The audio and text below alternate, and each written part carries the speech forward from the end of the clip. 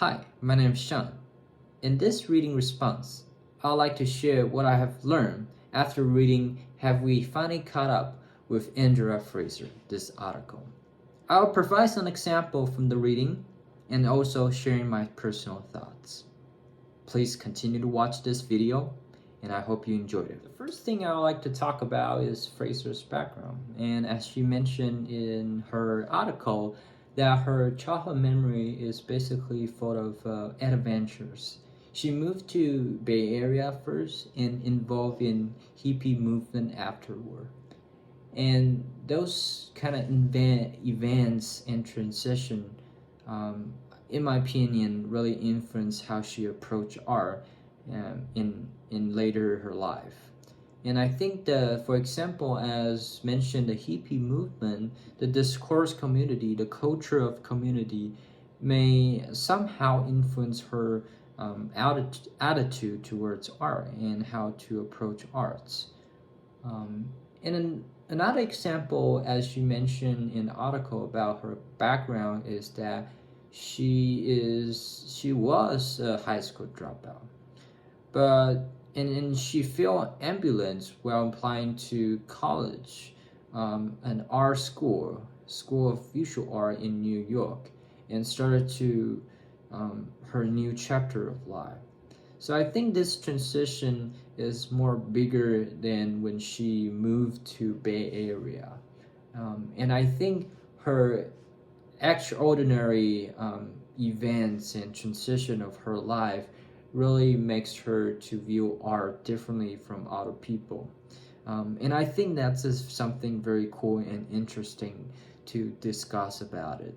Because I think art is how we perceive things. And art itself is also arts.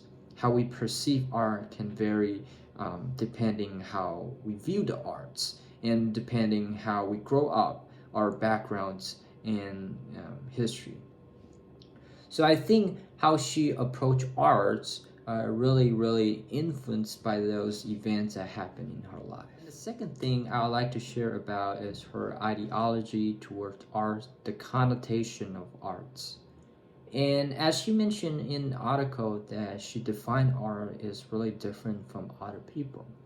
And for example, she considered her body as one way to represent the arts. She used body as an artwork to show how she defines arts. And one example from the reading that is a little bit shocked me at first, but later understand why she think like that. And this example is that she used the artwork Untitled, which is using a security camera to see how she is having sex with the collector. So I think what she perceive art is deeply related to sexuality, and using this camera to see how she having sex with the collector allows us to see how she view art as very natural and very related to humans. So I think using the camera to seeing how her having sex with a collector allows us to see that art can be just as normal as our body. And the second thing that she quote in the article is that for Fraser, her performance are not idle exercise, but dark attempt to change the audience in the larger ecosystem they inhabit. So I think the Fraser in the article, as mentioned, is trying to using a different way to allows the audience to think differently, to allows them to experience art in a different ways. And in the article, she basically using her body to allows the audience to explain a different art, which I have mentioned is to be as nature as possible. And the third thing that besides the ideology she towards art, her personality also influence how she defines art. I think how she defined art is very interesting and very iconic. And as mentioned in the article, that such as discussing matter close to her heart, samba dancing, and being a veteran academic. So third thing I would like to share my personal thoughts, which is the conclusion.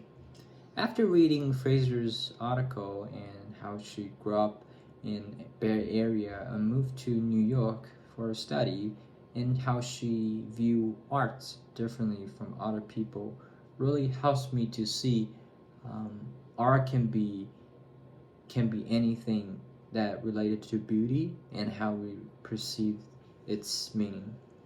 So, in my opinion, art can be a very wide range thing, and everyone can have their own meaning of arts and can using art differently.